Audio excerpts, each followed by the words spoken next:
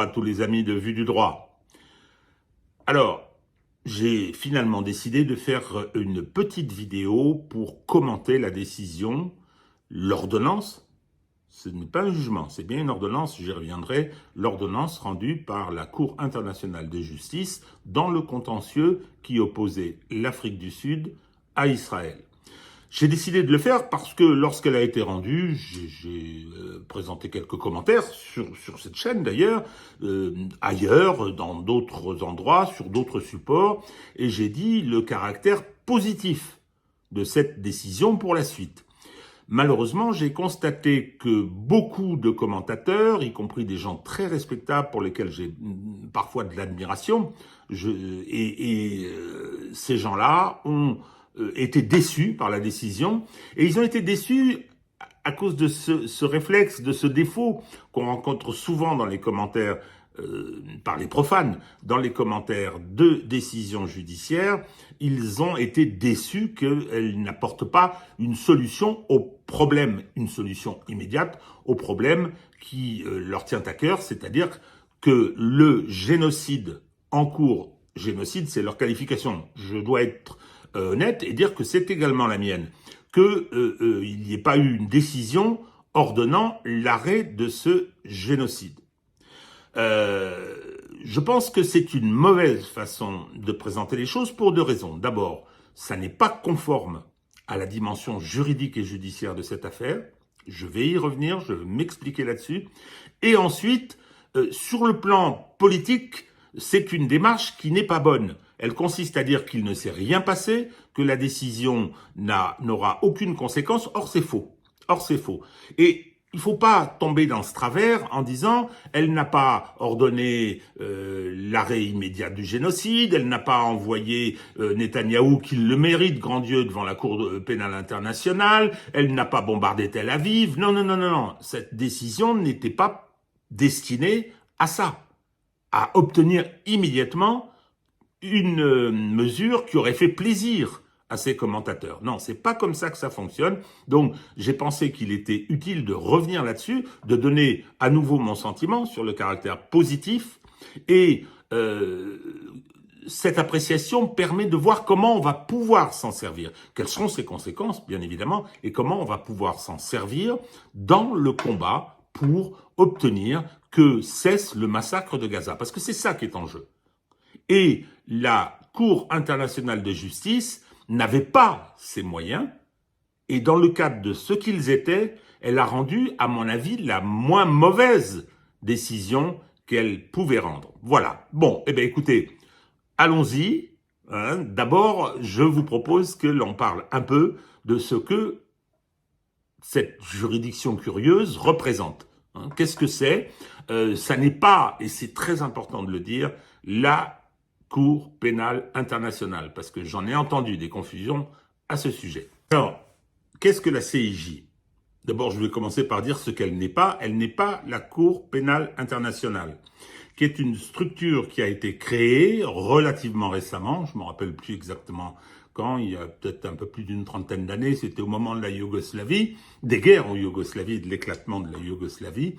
Ce sont des accords internationaux entre différents pays qui ont accepté d'adhérer à ce qu'on appelle le statut de Rome et qui jugent, cette juridiction juge des gens ayant commis des crimes de guerre, crimes contre l'humanité, et par conséquent, elle a une dimension pénale. Il y a un parquet qui poursuit, il y a un tribunal, une cour qui juge, et ces sanctions sont des punitions ou des acquittements ou des relaxes en fonction des dossiers, mais c'est bien du pénal. Donc, elle est saisie de faits, elle doit les établir au travers de débats contradictoires où le parquet de la CPI poursuit et puis ceux qui sont attraits devant elle se défendent, ils sont défendus par des avocats, et à la suite de ça, une fois qu'elle a établi les faits, elle les qualifie juridiquement et elle prononce des sanctions. Voilà, c'est ça la CPI. Le parquet, alors c'est une juridiction qui est sous l'influence évidente de l'Occident, bien que les Américains n'en soient pas justiciables. Ils ont refusé d'adhérer au statut de Rome, la Russie aussi d'ailleurs, et par conséquent, n'en sont pas justiciables. Même Trump avait dit, il avait pris un décret, je crois, disant que si jamais des Américains étaient arrêtés dans le cadre de poursuites auprès de la CPI, il leur aurait envoyé une troupe à La Haye, une troupe militaire, pour les libérer. Alors, je crois que Biden est revenu là-dessus, mais enfin, toujours est-il qu'ils ne la reconnaissent pas, ce qui n'empêche pas le parquet d'être totalement sous influence occidentale. En témoigne le mandat d'arrêt lancé contre Vladimir Poutine pour avoir fait évacuer des enfants d'une zone de guerre. Enfin bon, chacun sait très bien que cette juridiction est aujourd'hui complètement disqualifiée. D'ailleurs, le dit procureur, Monsieur Kahn, il est aujourd'hui poursuivi en Russie. Réponse du berger à la bergère. Tout ceci n'est pas sérieux ni très intéressant. Alors, la Cour internationale de justice a été créée en même temps que l'Organisation des Nations Unies. Elle est sa juridiction. Alors, c'est une juridiction que je vais qualifier entre guillemets de civile. C'est au contraire de ce qu'est une juridiction pénale. La CIJ aborde des problèmes qui lui sont posés par des États, par des organisations, dans le cadre de contentieux qui les opposent à d'autres pays ou à d'autres organisations.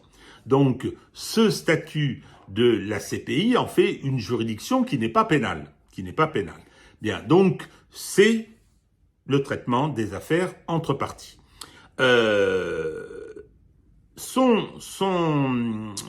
fonctionnement est assez voisin des juridictions civiles, et en particulier les compétences dont je viens de parler s'inscrivent dans des procédures très normées. Je crois que j'ai pas les articles de son statut en tête, mais elle peut prendre des décisions, elle arbitre un conflit entre deux parties, et elle peut prendre, dans le cadre de cette procédure, des mesures conservatoires. Et ça, c'est très très important. C'est très important parce que c'est ce qu'en France, on appelle le référé. Dans toutes les procédures civiles, commerciales, donc procédures entre parties, les juridictions françaises peuvent, sans préjudice du fond, avant même de trancher la question de fond, peuvent prendre des mesures d'urgence ou des mesures provisoires. Bien, c'est ce qu'on appelle en langage courant le référé. Il y en a plein des procédures de référé, et simplement, ça obéit à un principe. D'abord, la décision finale peut revenir sur les mesures provisoires, puisqu'elle tranchera le litige de fond, et le juge des référés, le juge qui va prononcer des mesures provisoires, c'est ce qu'on appelle en France le juge de l'évidence. Le référé doit être évident. Les choses que l'on constate doivent être évidentes, et doivent ainsi, cette évidence, permettre de prendre précisément les mesures provisoires. C'est très très important parce que, en ce qui concerne la procédure qui a été diligentée par l'Afrique du Sud contre Israël, c'était bien ça que les Sud-Africains ont demandé dans un premier temps, en sachant que cette procédure prendrait du temps, la constatation de l'existence d'un génocide, mais que sans attendre, compte tenu du massacre de Gaza, il fallait prendre des mesures d'urgence, des mesures qui auraient été provisoires, mais des mesures d'urgence. Voilà, donc, voilà quelle est cette juridiction, voilà quelles sont ses compétences. Et sa composition, parce que je crois que ça a son importance, il y a 15 magistrats qui sont internationaux, qui viennent de plusieurs pays. Il faut rappeler, parce que ça a son importance aussi, c'est que la présidente actuelle est américaine. Alors, clairement, l'ONU étant ce qu'il est, le poids de l'Occident étant ce qu'il est sur les organisations internationales, cette juridiction ressent, elle aussi, le poids de l'Occident. Bien, donc voyons maintenant ce qui s'est passé avec la requête introduite par l'Afrique du Sud. Avant d'en venir à la requête déposée par l'Afrique du Sud devant la CIJ contre l'État d'Israël, je vous invite, pour ceux que ça intéresse, à aller sur le blog Vue du droit, qu'on trouve sur Internet, pour prendre connaissance, pour ceux qui le souhaitent, je répète, prendre connaissance des textes dont je vais faire état et dont je fais état dans cette vidéo. Il y a des liens, il y aura des PDF, donc on pourra regarder en détail. Et en ce qui concerne la requête déposée par l'Afrique du Sud, ça le mérite. Alors je craignais un petit peu, au début, lorsque j'ai appris l'existence de cette procédure, que la démarche souffre un peu d'une forme de gesticulation qui aurait été compréhensible compte tenu de tout ce qui se passait et compte tenu du contexte politique d'affrontement mondial, soyons clairs. Israël se livre à un massacre de la population de Gaza et il est soutenu pour ce faire, soutenu et armé par les États-Unis. Et si on prétend qu'il y a un génocide, le moins que l'on puisse dire, c'est que les États-Unis en sont les complices. Alors, cette requête, elle s'appuie sur la fameuse convention internationale concernant le génocide. C'est-à-dire que cette convention, qui a été ratifiée par 121 ou 125 pays, je ne sais plus, cette convention qui date de 1948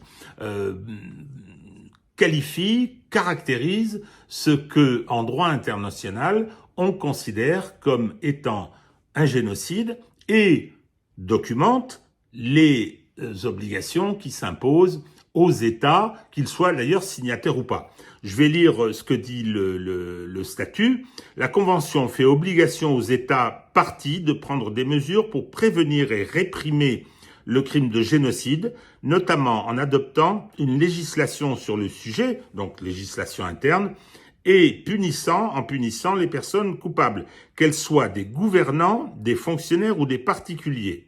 Cette obligation ainsi que l'interdiction de commettre un génocide sont considérées comme des normes du droit international coutumier et s'imposent donc à tous les États, qu'ils aient ou non ratifié la Convention sur le génocide. Donc c'est un texte à portée générale. Alors, sans rentrer dans le détail, ceux que ça intéresse vont trouver la Convention, comme je l'ai dit.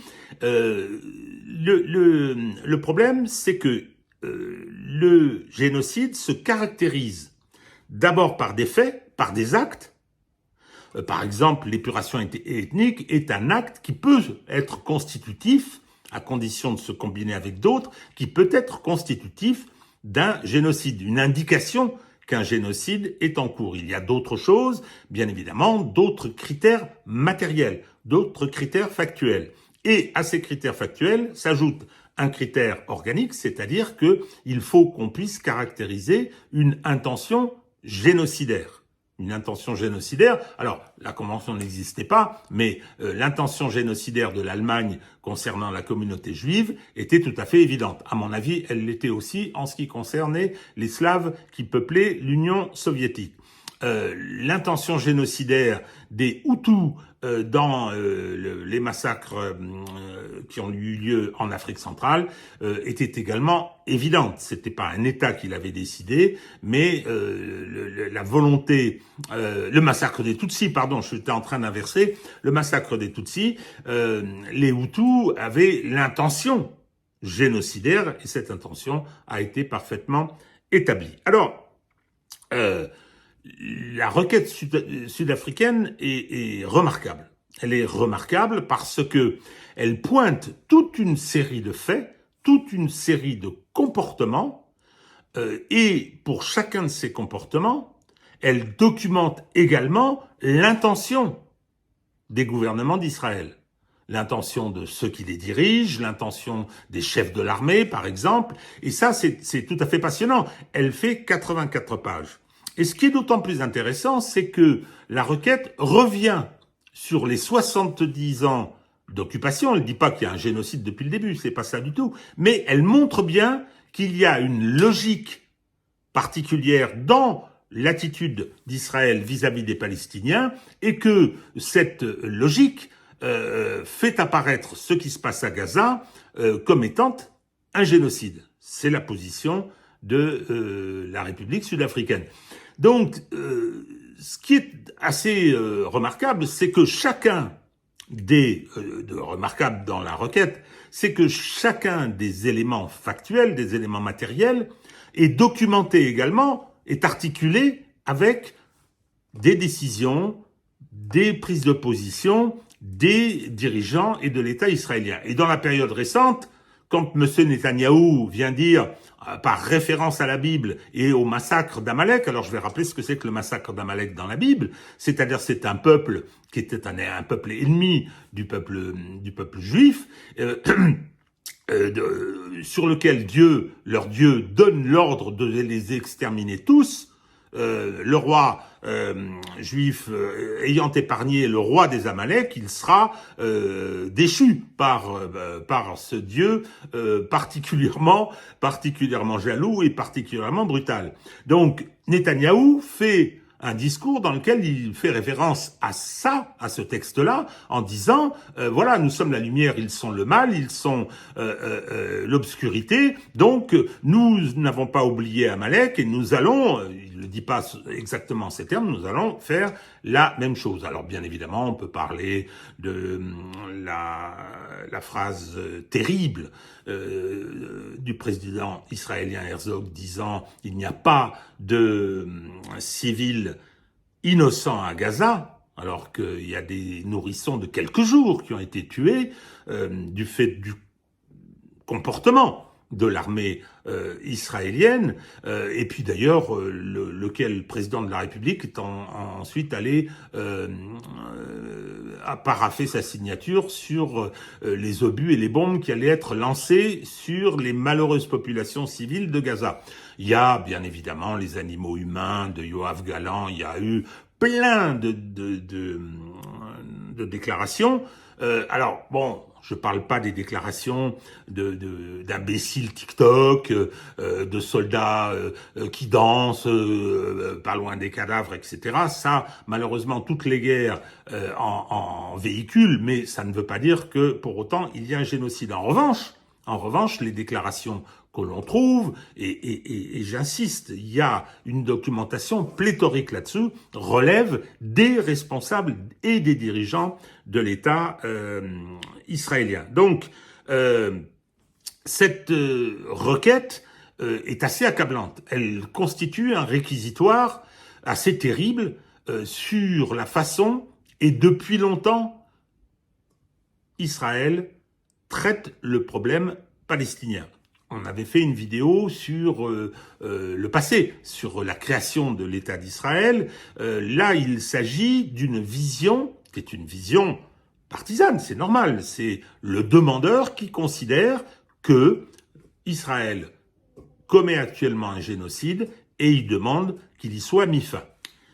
Bon, alors, j'ai dit ce que je pensais de la requête sud-africaine, qui est un travail de très, très grande qualité. Là, je suis désolé, j'ai une certaine expérience, et pas seulement de mon droit national et de mes procédures nationales, mais j'ai fait pas mal de droit international aussi, il y a longtemps maintenant. Il y a longtemps, lorsque j'étais secrétaire général adjoint de l'Association internationale des juristes démocrates ou président de France-Amérique latine.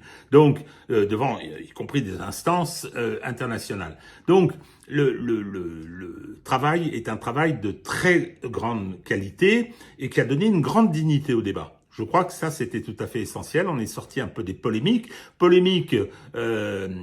qu'avaient lancées les dirigeants israéliens, j'en ai parlé, qui se sont livrés, je veux dire, à des excès, à une vulgarité extraordinaire, et qui ont quand même un peu plus disqualifié la façon dont ils se sont comportés. Ce qui n'est pas de ma part, lorsque je souligne ça, un blanc-seing donné au Hamas. C'est pas ça du tout. Le Hamas a fait une opération de guerre au cours de laquelle il y a eu des crimes de guerre qui ont été commis. Et donc, d'ailleurs, on va y revenir, la CIJ en fait état et les condamne, elle les pointe et elle les condamne, mais pour autant, Israël, qui est un bout d'Occident au Moyen-Orient, soutenu par ce même Occident, il faut voir un petit peu comment ça s'est passé chez nous, la façon dont le bloc élitaire a pris parti pour Israël,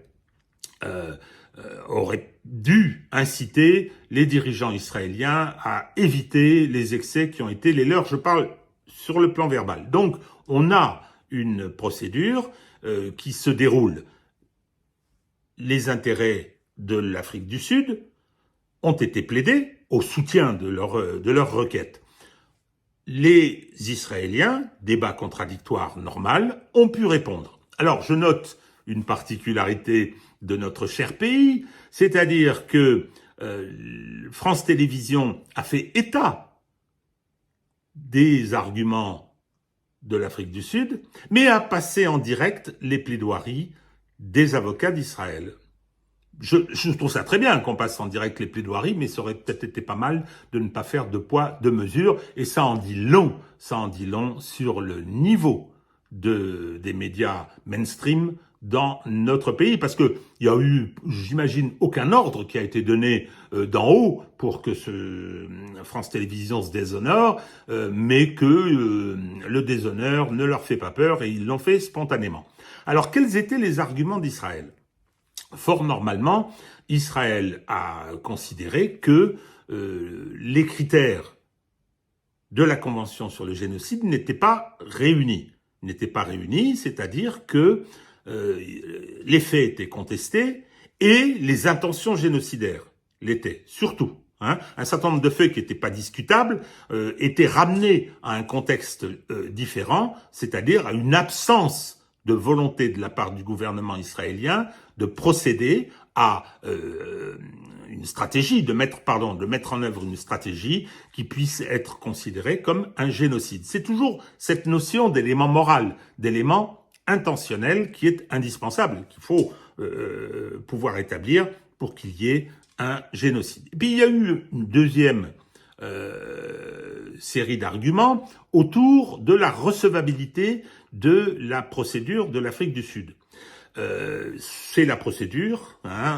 Personnellement, je trouve ça assez normal qu'on l'invoque, mais Israël a souhaité que la CIJ botte en touche en disant, voilà, pour pouvoir lancer sa procédure, une procédure entre parties, j'y insiste, Afrique du Sud contre Israël, pour pouvoir lancer sa procédure, il aurait fallu que l'Afrique du Sud fasse une demande préalable à l'État d'Israël. C'est-à-dire que l'Afrique du Sud ait fait une démarche officielle auprès d'Israël en lui disant « Vous devez cesser ce que vous êtes en train de faire, la Convention sur le génocide m'impose, comme à tous les autres pays, d'intervenir dès lors qu'on est en présence d'un génocide, mais il aurait d'abord dû faire cette démarche, dit Israël, et le fait de ne pas l'avoir diligenté fait que le recours postérieur est irrecevable. Alors, c'est pas une astuce, c'est assez logique que les procédures obéissent à des règles strictes. C'était un de mes maîtres, le philosophe Rudolf von Gering, un de mes maîtres philosophes du droit fin du 19e siècle, qui disait adversaire acharné de l'arbitraire, la forme est la sœur jumelle de la liberté. Oui, il faut que les procédures soient respectées. Cet argument n'a pas été retenu par la CIJ et qui a pris sa décision. Elle a rendu son ordonnance, dont on va regarder un petit peu les différents aspects qui sont non seulement essentiels, mais constituent un progrès tout à fait incontestable. Alors, tout d'abord, il ne s'agit pas d'un jugement. Le jugement ne tranche pas le litige de fond. Le litige de fond, c'est moi, République sud-africaine, je dis que Israël commet un génocide.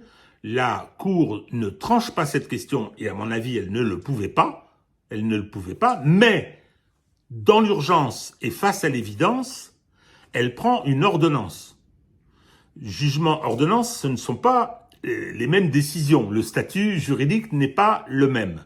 Donc elle a pris une ordonnance à caractère provisoire. Une ordonnance à caractère provisoire qui est assez astucieuse. Alors je vais d'abord parler de qui a pris cette décision. Dans le système anglo-saxon, dont le fonctionnement de la CIJ est en partie inspiré.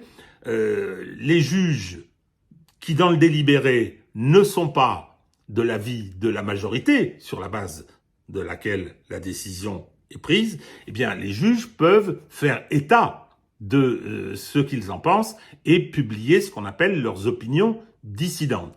En France, c'est pas comme ça que ça marche. En France, le délibéré est frappé du secret. On considère que la collégialité, les 3 magistrats ou les 12 jurés dans une affaire d'assises, ne sont pas susceptibles de dire par la suite ce qu'ils en ont pensé et la décision qu'ils ont prise.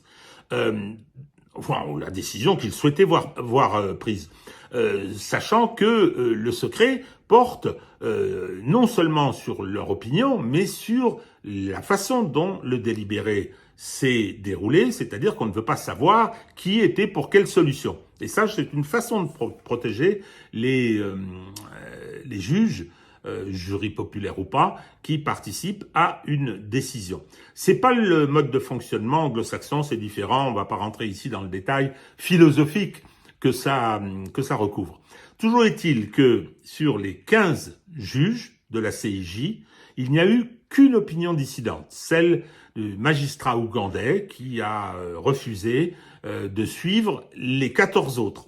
Donc, c'est une décision qui a quasiment été prise à l'unanimité. C'est très important parce que c'est même pas une majorité. À une voix près, sur 15, c'est quasiment une majorité écrasante très proche de l'unanimité. Alors, qu'est-ce qu'elle a décidé, cette CIJ? Elle a décidé qu'il existait un risque de génocide. Elle a constaté un certain nombre d'éléments et elle a dit on ne peut pas dire qu'il ne se passe rien. On ne peut pas dire que cette opération soit dans les règles juridiques internationales du droit de la guerre. Il y a un risque de génocide. Alors bon, on a beaucoup glosé autour de ça, risque de génocide alors qu'il y a un vrai génocide. Je répète que mon opinion est qu'il y a un génocide en cours. Bon, mais c'est mon opinion. Ce qui était intéressant, c'est que quelle était l'opinion du juge et surtout dans quel cadre juridique et judiciaire il s'exprimait. Donc, risque de génocide. Et donc, il est ordonné, c'est bien le terme, il est ordonné à Israël de prendre toute mesure pour que ce risque ne survienne pas. C'est-à-dire que Israël, on ne lui dit pas « vous devez » prononcer immédiatement un cessez-le-feu, qui est une revendication internationale. C'est très clair. Les délibérations du Conseil de sécurité ont été rejetées parce que les États-Unis seuls, pour l'une d'entre elles, les États-Unis seuls ont prononcé leur veto, ont mis leur veto à son adoption. Donc, la CIJ ne prononce pas et n'ordonne pas un cessez-le-feu, mais dit à Israël, vous devez prendre toute une série de mesures permettant d'éviter la survenance de ce génocide. Comme par exemple le fait d'empêcher l'acheminement des éléments humanitaires, le fait de couper l'alimentation en eau, de couper l'alimentation en électricité, de faire des opérations militaires directement dirigés contre les hôpitaux. Enfin, je prends ces exemples, mais il y en a plein. Donc, vous devez cesser ce genre de choses parce que, au niveau des critères, ils peuvent être considérés comme un génocide. Et en ce qui concerne l'intentionnalité, vous devez être beaucoup plus clair. Et la meilleure façon de montrer qu'il n'y a pas d'intentionnalité de génocide, c'est d'arrêter les mesures que vous prenez, qui, eux, ont le caractère de critères. Ça peut paraître un peu compliqué, mais je pense que c'est cette réalité-là qui a été pointée, cette méthode assez astucieuse qui a été utilisée par la CIJ. Par conséquent, donc, il y a un risque. Donc, vous, Israël, on vous ordonne de prendre toutes les mesures.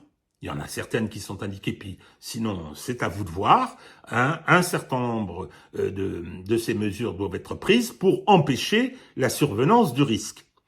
J'insiste, on est en matière de procédure d'urgence, Hein.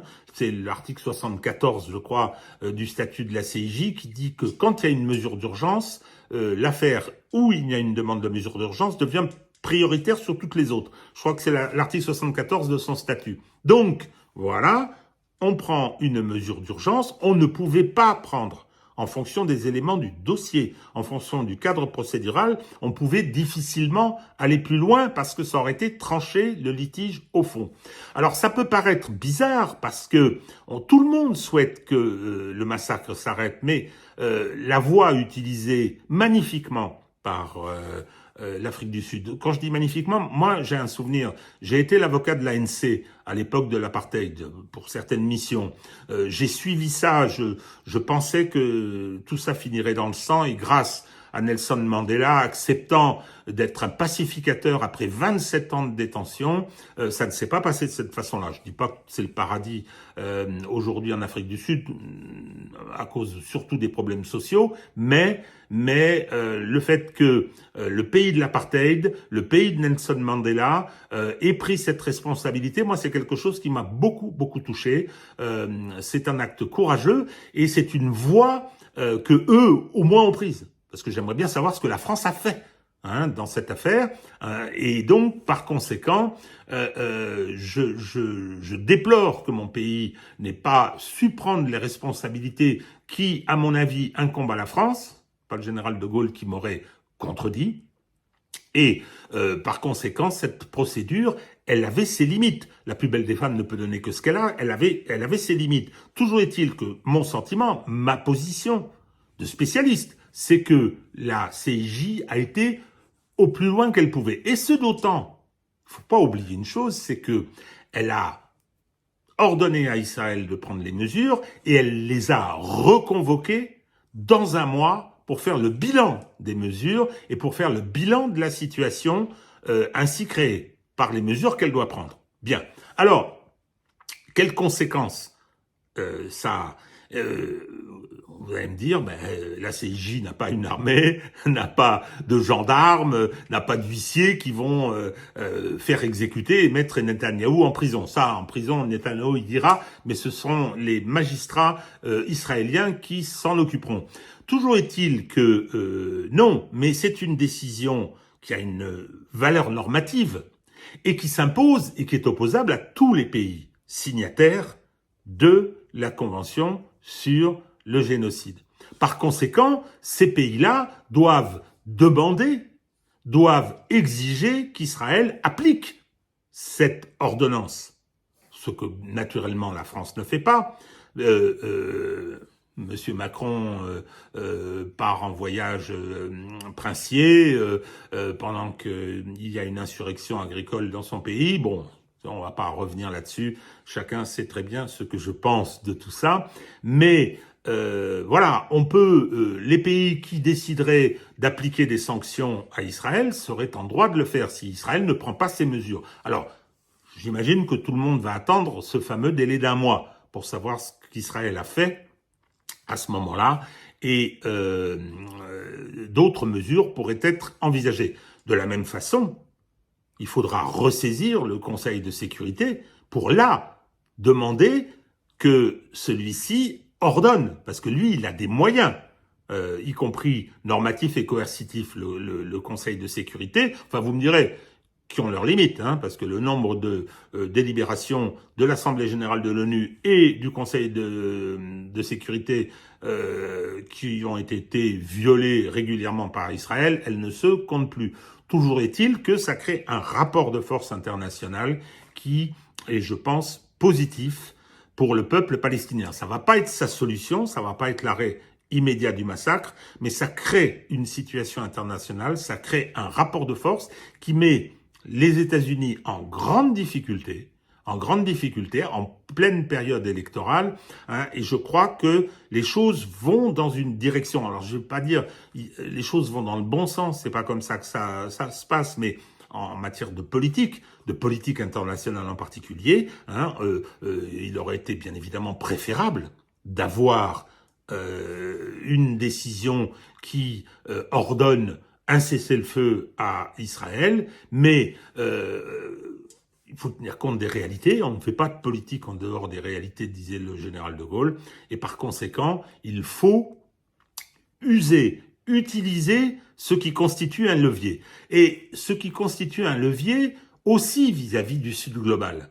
Parce que ce qui se passe, ce massacre en temps réel, devant les vidéos, filmées, relayées dans les pays du monde, on ne sait pas ça en France, parce que nous, on a un système médiatique qui est verrouillé, un système médiatique illibéral, autoritaire. On ne nous dit pas ce que pense l'Afrique, on ne nous dit pas ce que pense la Chine, l'Inde, la majorité mondiale. Non, l'Amérique latine. L'Amérique latine, c'est un scandale quotidien sur ce qui se passe à cet endroit-là, et c'est la responsabilité de l'Occident qui est pointée. Et ça, c'est très important que ce rapport de force, là, évolue. Alors, l'Occident, c'est une fois de plus déshonoré.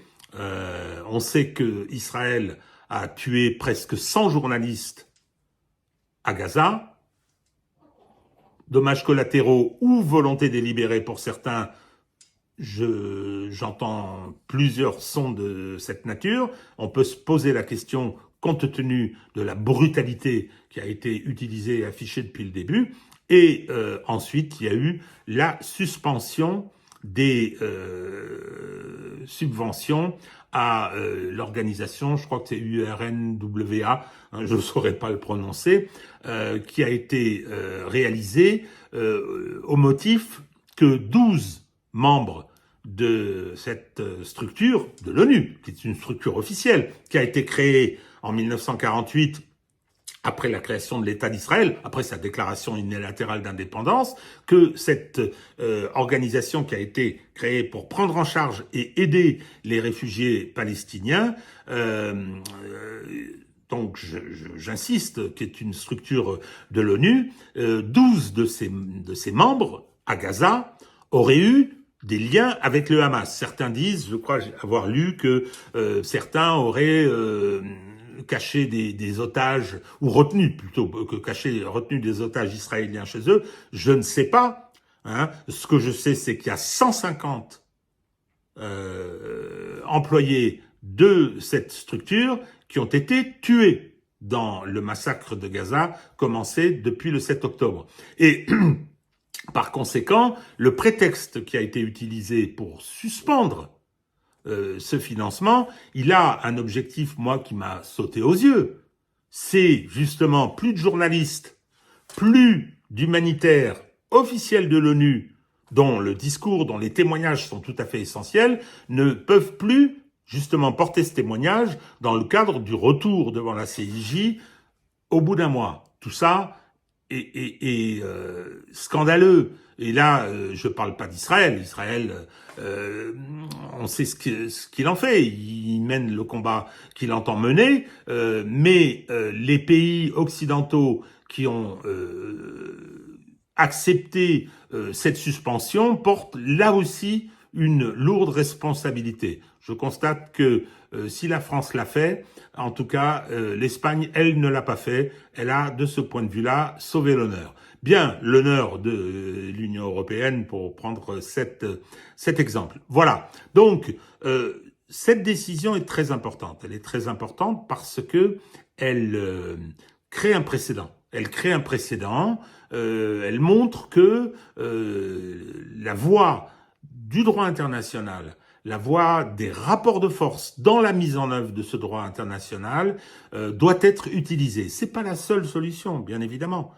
C'est pas miraculeux. Ça n'apporte pas immédiatement toutes les solutions qu'on souhaiterait voir intervenir, mais c'est quelque chose d'important et de précieux. Et dans le cadre de ce qui est en train de se passer, où on est en train, semble-t-il, au niveau mondial, de se débarrasser de l'ordre international selon les règles, chères aux Américains, eh bien, la façon dont le droit international a de nouveau surgi dans ce champ est une bonne nouvelle. Voilà, merci de votre attention pour une question un petit peu compliquée.